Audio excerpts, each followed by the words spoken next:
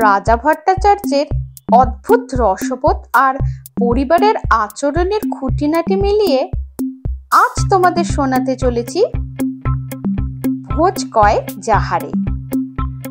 আশা করি গল্পটি তোমাদের সবার ভালো লাগবে। তাহলে চলো শুরু হোক আজকের হাসি ঠাট্টা হুল্লোড় আর গল্প। হলো শুরুর গল্প ভোজ কয় যাহারে।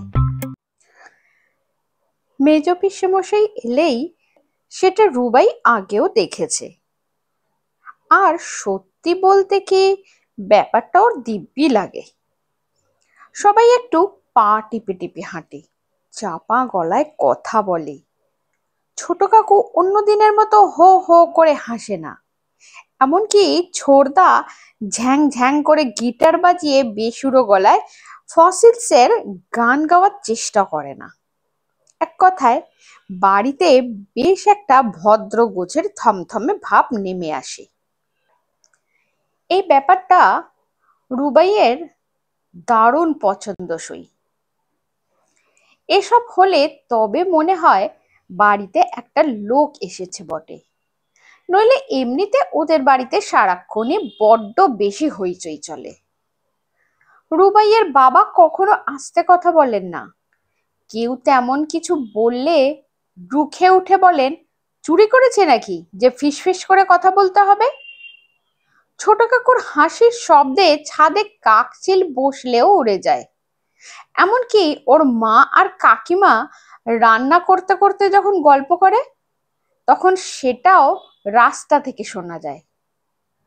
বয়সের কারণে ঠাম্মার গলার জোর কমে গেলেও দোতলার বারান্দায় দাঁড়িয়ে দাদুভাই বলে হাঁক দিলে 500 মিটার দূরের ক্লাবঘর থেকেও স্পষ্ট শোনা যায়। শুধু মেজ পিসেমশাই এলেই সব পাল্টে যায়। তাই বলে আবার এটা ভেবে বসো না যে রুবাইয়ের মেজ পিসেমশাই বেজায় রাগী লোক। 2 পকেটে 2টো পিস্তল নিয়ে ঘোরেন, 6 ফুট লম্বা ইয়া তাকড়াই চেহারার মানুষ, বা মোটা গোঁফ আছে। ভয় দেখানোর মতো কিছুই তার নেই। কথা বলেন খুব আস্তে আস্তে, সেটুকুও কালে ভদ্রে। মুশকিল হলো তার শরীর মোটেই ভালো নয়, মানে একেবারেই ভালো নয়। কবে থেকে যে তার শরীর খারাপ চলছে সেটা রুবাই ঠিক জানে না। এখনো ক্লাস 8-এ পড়ে। এটুকু মনে আছে, ও যখন একেবারে ছোট তখনও মেজ পিসেমশাই এলে বাড়ির সবাই সাবধানে হাঁটাচলা করত, আর কেবলই বলতো আহারে সুবিমলদার শরীরটা মোটেই সারছে না। দোতলার বড় ঘরে ঠাকুরদার যে মস্ত চেয়ারটা আছে সেইটা ছেড়ে দেওয়া হতো পিসেমশাইকে।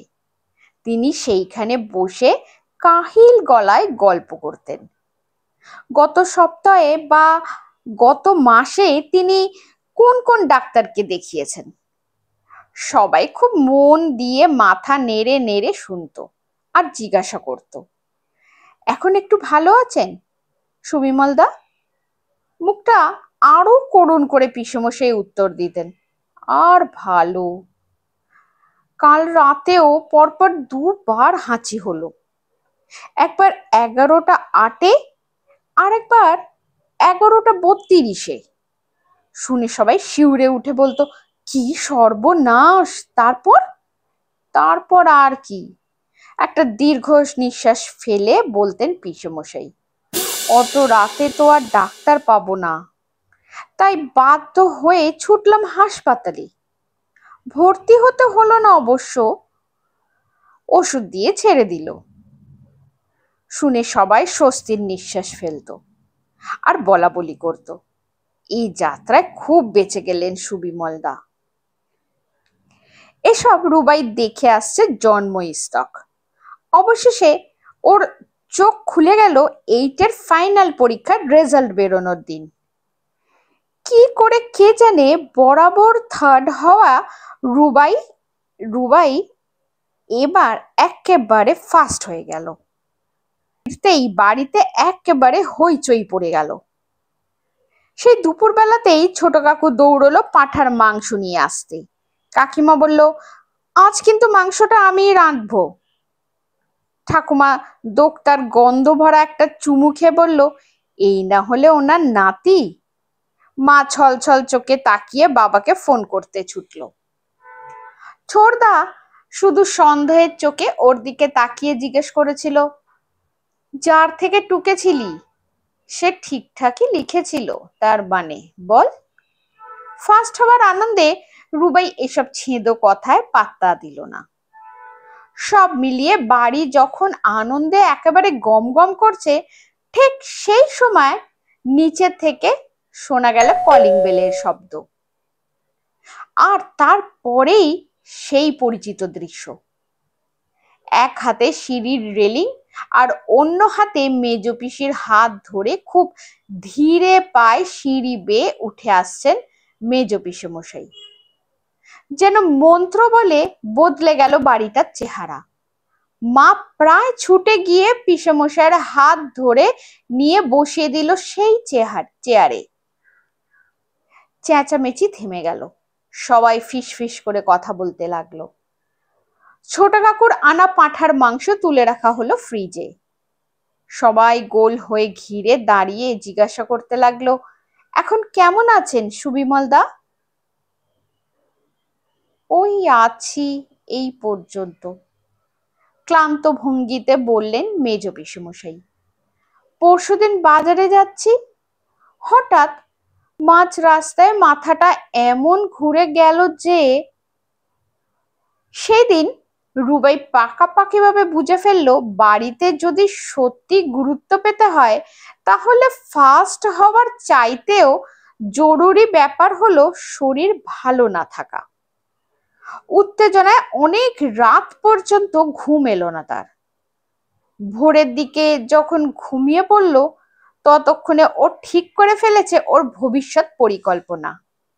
পরের দিন সকালে উঠেই মুখটা খুব কাঁচু মাচু করে মার কাছে গিয়ে দাঁড়ালো রুবাই। করুণ গলায় বলল, শরীরটা যেন কেমন করছে মা, আমার কি জ্বর এসেছে? মা মন দিয়ে কলেজের ক্লাস টেস্টের খাতা দেখছিল। সেই দিকেই চোখ রেখে অন্যমনস্ক ভাবে একবার ওর কপালে বাঁ হাতটা ছুঁয়ে বলল, কোথায় জ্বর? কপাল তো বরফের মতো ঠান্ডা, যা যা হাত মুখ ধুয়ে পড়তে বস। তা অবশ্য বসলো রুবাই, কিন্তু একটু পরেই ঠাম্মার ঘরে গিয়ে বলল, নাকটা বড় সুরসুর করছে ঠাম্মা, তোমার কাছে ভিক্স আছে? ঠাম্মা সবেতেই বেজায় ব্যস্ত হয়ে পড়েন। তাড়াতাড়ি উঠে বসে জিজ্ঞাসা করলো, সে কি দাদু ভাই, সর্দি লাগলো নাকি? কাশি হচ্ছে? উত্তরে দুবার মোলায়েম গোছের কেশে নিয়ে রুবাই বলল, হচ্ছে তো, ঘুমের মধ্যে খুব কাশি হচ্ছিল, আমি টের পেয়েছি। ঠাম্মা তাড়াতাড়ি ওর নাকের দুই পাশে একটু ভিক্স ঘষে দিয়ে বলল, দেখো কাণ্ড, সিজন চেঞ্জের সময় আবার জ্বর না আসে। দাঁড়াও দাদা, আমি তোমাকে পাঁচন বানিয়ে দিচ্ছি। বাড়িতে কারো জ্বর হলেই ঠাম্মা তাকে এই পাঁচনটা খাওয়ানোর চেষ্টা করে। বিচ্ছিরি খেতে বলে কেউ রাজি হয় না। আজ কিন্তু রুবাই কাঁদো কাঁদো মুখ করে সেই পাঁচন গিলে ফেললো। বড় বড় ব্যাপারে ছোটখাটো আত্মত্যাগ করতে হবে বই কি। তারপর বলল, মাথাটাও খুব ধরেছে, তোমার ঘরে অমৃতাঞ্জন আছে?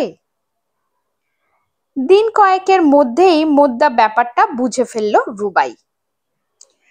পিসে মশাইয়ের কোন অসুখ আছে সেটা ওর ঠিক জানা নেই, সেগুলো ওর বয়সে মানাবে কিনা সেটাও ও জানে না।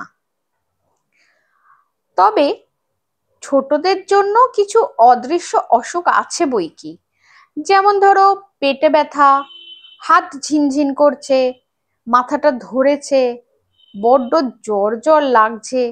এইটা বললে কেউ থার্মোমিটার দিয়ে জ্বর খুঁজে পায় না, কিন্তু তাতে প্রমাণ হয় না যে জ্বর হয়নি, বলা হয় এখনো আসেনি। খেলতে গিয়ে পা মুচকে যাওয়া ইত্যাদি। এইসব অসুখের বাইরে থেকে বোঝা যায় না, ফলে প্রমাণও করা শক্ত যে অসুখটা আদৌ হয়নি। খুব ঘোরালো কিছু নয়, ফলে কেউ ডাক্তারের কাছে নিয়ে যায় না। শুধু ওই কাহিল ভাবটা বজায় রাখতে পারলেই কেল্লা ফতে। সব মিলিয়ে সপ্তাহখানেকের মধ্যেই রীতিমতো অসুস্থ হয়ে পড়ল রুবাই। আজকাল ও সারাক্ষণই মুখটাকে বেজার করে রাখে। বিকেলে অনিচ্ছা সত্ত্বেও খেলতে যায়। সন্ধেবেলায় খুব ক্লান্ত হয়ে বাড়ি ফিরে পায়ে রসুন তেল মালিশ করে আর অবিকল পিসেমশাইয়ের গলা নকল করে সবাইকে বলতে থাকে শরীরটা মোটেই ভালো যাচ্ছে না। কি আশ্চর্য, ওর অসুখের সঙ্গে তাল মিলিয়ে যত্নআত্তি দিব্যি বাড়তে লাগলো। খুড়তুতো জাতুতো মিলে ওরা 4 ভাই বোন। ঠাম্মার সঙ্গে কে শোবে এই নিয়ে রোজ রাতে ওদের মধ্যে ঝগড়া হতো। এখন নিয়ম হয়ে গেল, রুবাই বিনা প্রতিদ্বন্দ্বিতায় ঠাম্মার পাশে শোবে। রাত বিরতে যদি ওর শরীর খারাপ করে তাহলে ঠাম্মা দেখতে পারবে, কারণ খুব নাক ডাকলেও তার নাকি রাত্রিরে মোটেই ঘুম হয় না। এমন অবস্থায় একদিন স্কুল থেকে হাঁটতে হাঁটতে ফেরার সময় পিছন থেকে ছুটে এসে ওর পথ আটকালো শঙ্খশুভ্র গোস্বামী।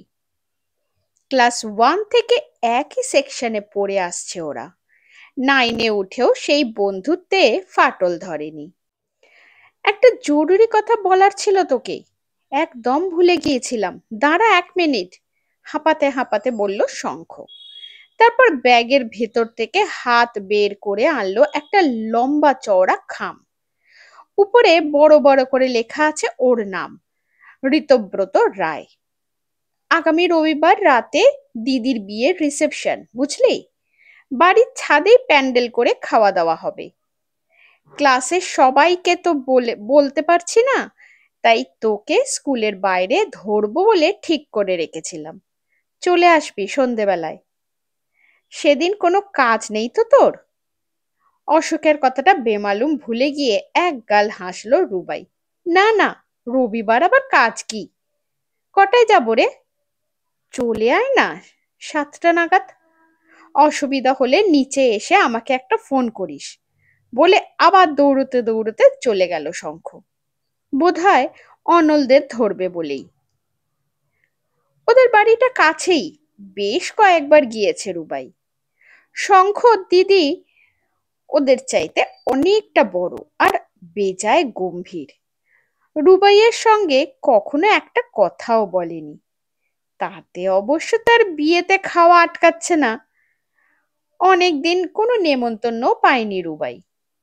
শঙ্কর পৈতেতে গত বছর হেব্বি খাইয়েছিল। তাহলে ধরে নেওয়া যায় মেয়ের বিয়েতে শঙ্কর বাবা আরো ভালো খাওয়াবেন। হাসি হাসি মুখে বাড়ির কাছাকাছি পৌঁছে রুবাইয়ের অসুখের ব্যাপারটা মনে পড়ে গেল। কাজেই সাধ্য মতো গম্ভীর আর শুকনো মুখে বাড়িতে ঢুকে পড়ল ও। সন্ধেবেলায় কার্ডটা দেখাতে মা বলল, দেখছো কাণ্ড, তোকে একা নেমন্তন্ন করলো, আমাদের কি নেমন্তন্ন খেতে ইচ্ছে করে না রে? মা যে ঠাট্টা করছে সেটা বুঝতে অসুবিধা হলো না রুবাইয়ের। ও একটা নিঃশ্বাস ফেলে বলল, ইচ্ছে করছে না যেতে, শরীরটাই ভালো যাচ্ছে না। তাও এতবার করে বলল, ভাবছি ঘুরেই আসি।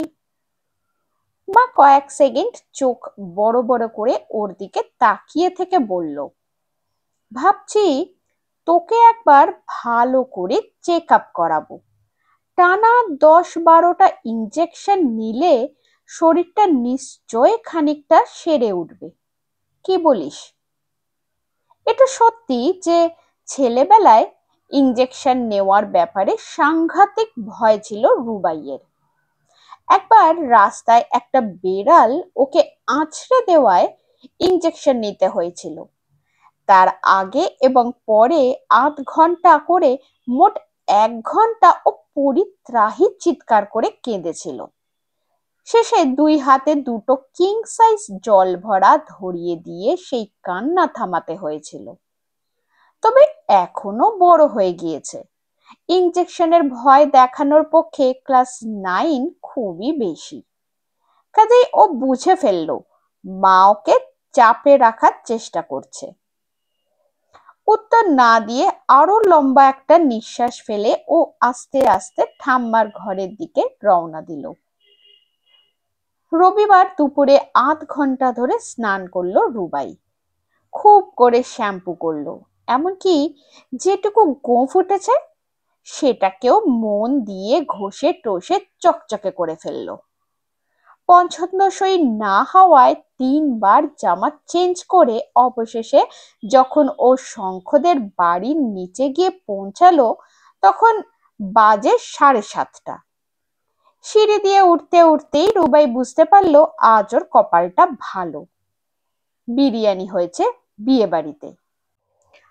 সত্যি বলতে বিরিয়ানির গন্ধ নাকে না এলে রুবাইয়ের সেটাকে বিয়ে বাড়ি বলে মনেই হয় না।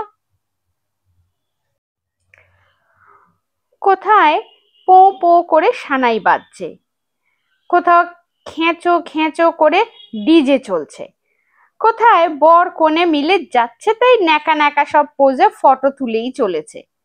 এইসব নিয়ে ও আদৌ মাথা ঘামায় না। প্রথমেই আক্রমণ করে স্টার্টারের কাউন্টার।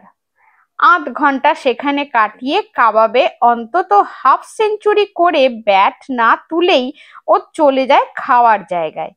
বুফে হলেই ভালো, বারবার চাইতে হয় না, যেটা পছন্দ নিজের মতো নিয়ে নিলেই চুকে যায়। সেখান থেকে সিধে মকটেল কাউন্টার। বিয়ে বাড়িতে খাওয়া দাওয়ার ব্যাপারে রুবাই প্রচন্ড সিরিয়াস। তখনও বাড়ির লোক বা বন্ধু বান্ধবের দিকেও তাকায় না। আজ অবশ্য সিঁড়িতেই ওর সঙ্গে দেখা হয়ে গেল অনল আর গৌরবের। শঙ্খ বলেই দিয়েছিল ওকে ছাড়া এই দুজনকেই শুধু নেমন্তন্ন করবে ও। এক গাদা অচেনা লোকজনের মধ্যে যেটুকু নার্ভাস লাগছিল এবার সেটাও কেটে গেল রুবাইয়ের। 3 জনে মিলে, তার আগে অবশ্য শঙ্খকে খুঁজে বের করে ওর দিদির হাতে মার কিনে দেওয়া গিফটটা তুলে দিতে ভুলল না। ছাদে উঠে একবার যুদ্ধক্ষেত্রে চোখ বুলিয়ে নিল রুবাই। শঙ্খদের বাড়িটা পুরনো দিনের, মস্ত বড় ছাদ, পুরোটা জুড়েই আজ প্যান্ডেল করা হয়েছে। মোলায়েম সুরে সানাই বাজছে। একপাশে বিশাল স্টার্টার কাউন্টার, তার পাশ দিয়ে মকটেল, এর পাশেই বুফে। আয়োজন ভালোই, এবার ঝাঁপিয়ে পড়লেই হয়। সবে ও ফুল শার্টের হাতটা গুটিয়ে নিতে যাবে এমন সময়, তারপর ঋতব্রত কেমন আছো এখন? শুনলাম তোমার নাকি শরীরটা ভালো যাচ্ছে না। আঁতকে উঠে ঘুরে দাঁড়ালো রুবাই। যা ভেবেছে শঙ্কর জ্যাঠামশাই। রুবাই জানে এর নামই লেখা আছে এই বাড়ির দরজার পাশের নেম প্লেটে, ডক্টর শ্যাম সুন্দর গোস্বামী, MBBS, MD, তারপর আরো অনেক ABCD, যার মানে ঠিক মতো জানা নেই ওর। এক কথায় ইনি একজন মস্ত বড় ডাক্তার। বড্ড ব্যস্ত থাকেন বটে, কিন্তু মনে হয় ছোটদের ভালোবাসেন খুব। রুবাই যতবার এ বাড়িতে এসেছে উনি হেসে হেসে গল্প করেছেন আর লজেন্স দিয়েছেন। কিন্তু এই মোক্ষম সময় উনি একটা প্রশ্ন করেছেন, কেন? বাড়ির বাইরে তো কখনো রোগ ভোগের কথা বলে না রুবাই। সেদিন তোমার ছোট কাকার মানে মলয়ের সঙ্গে দেখা হলো, কথায় কথায় বলল তোমার নাকি আজকাল, এই বয়সে হলোটা কি তোমার? এই খেলে যা। রুবাই কাঠ হয়ে গেল। ছোট কাকু আবার শঙ্খ জেঠুর কাছে ওর অসুখের গল্প কেন করতে গেল? বলছিল একদিন আপনার কাছে দেখাতে নিয়ে যাব। বড় কিছু নয়, কিন্তু কেবলই ভুগছে ছেলেটা, মুখটা একেবারে শুকিয়ে গেছে। তা দেখি একবার জিভটা। রুবাইয়ের মুখটা কাঁদো কাঁদো হয়ে গেল। এত সেজে গুজে বিয়ে বাড়িতে এসেছে, কাবাবের কাউন্টারে 5 হাত দূরে দাঁড়িয়ে শেষে ওকে জিভ বের করে মা কালী হয়ে দাঁড়িয়ে থাকতে হবে? সবাই যে ইতিমধ্যে আর চোখে তাকাচ্ছে ওর দিকে। কই দেখাও, জিভ বের করো, বলো স্টার্টার কাউন্টারে নতুন করে হরিয়ালি কাবাব ঢুকেছে। লোকজন ভিড় করেছে কাউন্টারের সামনে। রুবাই মরিয়া হয়ে বলল, জেঠু, কাল বিকেলে এসে ভালো করে দেখিয়ে যাই, বরং ছোট কাকুকে নিয়ে আসবো। তাহলে আর সে আসবে কাল আবার। আচ্ছা, তোমার অসুবিধাটা কি হচ্ছে আগে একবার মুখে বলো তো শুনি। জিভটা না হয় তারপর দেখছি। খাওয়া শুরু করে দিলে তো আর জিভ দেখে কিছু বোঝা যাবে না, তাই না? তা প্রবলেম কি হচ্ছে তোমার? রাত্রিরে নাকি প্রায় জ্বর আসে? থার্মোমিটার দিয়েছো? কিরকম টেম্পারেচার ওঠে মোটামুটি? ওটা ঠাম্মা বলতে পারবে। আমি আসি জেঠু। ও অনল আর গৌরব স্টার্টারের কাউন্টারের উপর ঝাঁপিয়ে পড়ল। ফিশ ফিঙ্গার, চিকেন ফ্রাই, এসব জিভ বের করার প্রশ্নই ওঠে না এই সময়। টপাস করে জল গড়িয়ে পড়বে সবার সামনে। দেখি একবার পেটটা, বলে জেঠু রুবাইয়ের পেটের উপর আস্তে আস্তে টোকা মারতে আরম্ভ করলেন। কি সর্বনাশ! একটু ফেঁপেছে দেখছি। সকালে পেট পরিষ্কার হয়েছিল? হে ভগবান, সবার সামনে এইসব কি প্রশ্ন! রুবাই চারদিকে একবার তাকিয়ে নিয়ে মিনমিন করে বলল, হ্যাঁ হয়েছিল তো। আর কি কমপ্লিকেশন আছে বলো দেখি? ঘুরে ফিরে সর্দি কাশি হয় বারবার? ওই যে ভিড় ঠেলে বেরিয়ে এলো অনল আর গৌরব। বুকের কাছে ধরা ইয়া বড় প্লেট, তাতে নাক পর্যন্ত উঁচু কাবাবের চূড়া, মুখে এভারেস্ট বিজয়ীর হাসি। এখন খেয়ে নি জেঠু, কাল আসি। এবার সত্যি কান্না পেয়ে যাচ্ছে রুবাইয়ের। আহা, যা বলছি তার উত্তর দাও আগে। এমন অসুস্থ শরীরে অত খাই খাই করতে নেই। অবশ্যই সেটাও অন্য একটা রোগের লক্ষণ হতে পারে। আর কি হয়? মাঝে মাঝে হাতটা ঝিনঝিন করে। কোন হাত? এই এই ডান হাতটা না, বাঁ হাত বোধহয়। এবার যাই। জেঠুর মুখটা একেবারে পেঁচার মতন গম্ভীর হয়ে গেল। থমথমে গলায় বললেন, বাঁ হাত ঝিনঝিন করা তো ভালো লক্ষণ নয় বাবা। শোনো, তুমি বাড়ি ফিরেই তোমার বাবাকে বলবে আমাকে একটা ফোন করতে। দরকারে একবার ইসিজি করিয়ে দেখতে হবে। রুবাই চমকে উঠে বলল, ইসিজি কেন জেঠু? ওতে কি হয়? সে তোমাকে বলা যাবে না। এইবার নরম হয়ে এলো জেঠুর গলা। রুবাইয়ের পিঠে হাত রেখে তিনি বললেন, শোনো বাবা, শরীরের এই অবস্থা নিয়ে বিয়ে বাড়িতে এইসব স্পাইসি খাবার খাওয়া ঠিক নয়। ডক্টর রায়, মানে বিধান রায় কি বলতেন জানো তো? একদিন ভোজবাড়িতে খাওয়া মানে 1 বছরের আয়ু কমে যাওয়া। তুমি আপাতত এইসব না খেয়ে বাড়ি গিয়ে ঝোল ভাত খাও। আচ্ছা দাঁড়াও, আমি বরং গাড়ি করে তোমায় বাড়ি পাঠিয়ে দিচ্ছি, এসো তুমি আমার সঙ্গে। এই বলে সত্যি সত্যি তিনি রুবাইকে নিয়ে নিচে নেমে এলেন। ছল ছল চোখে সিঁড়ি ভাঙতে ফিকে হয়ে আসছে। শঙ্খকেও কোথাও দেখা যাচ্ছে না। অবশ্যই দেখা গেলেও কি সে এমন দুর্বৃত্ত জেঠুর হাত থেকে ওকে বাঁচাতে পারতো? গেটের বাইরে এসে জেঠু কাকে যেন ডেকে বললেন, ওরে শোন, এ আমার ভাইপোর বন্ধু, শরীরটা খারাপ হয়েছে, ওর আর বিয়ে বাড়িতে খেয়ে কাজ নেই, গাড়িটা নিয়ে ওকে একবার দিয়ে আয় দেখি। তারপর রুবাইয়ের দিকে ঘুরে দাঁড়িয়ে বললেন, যাও বাবা, সাবধানে চলে যাও, পৌঁছে শঙ্খকে একটা ফোন করে দিও, আমি চিন্তায় থাকবো। আর বাবাকে মনে করে বলবে যেন আমায় একটা ফোন করে নেন, কেমন? 8 ঘন্টার মধ্যেই রুবাইকে বিয়ে বাড়ি থেকে ফিরে আসতে দেখে সবার চোখ রসগোল্লা হয়ে গেল। আর সেটা দেখেও রুবাইয়ের মনে হলো, ভালো কথা, ওখানে কি রসগোল্লা হয়েছিল?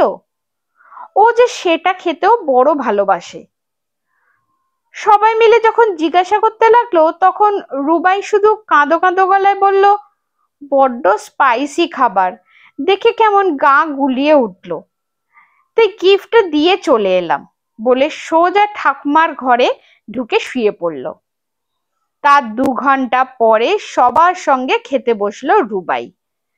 বাড়িতে আজ রাতের মেনু শুক্তো, ডাল, আলু উচ্ছে সেদ্ধ আর পোনা মাছের পাতলা ঝোল। গল্পটি কেমন লাগলো জানাবেন। ভালো লাগলে লাইক, শেয়ার আর সাবস্ক্রাইব করতে ভুলবেন না।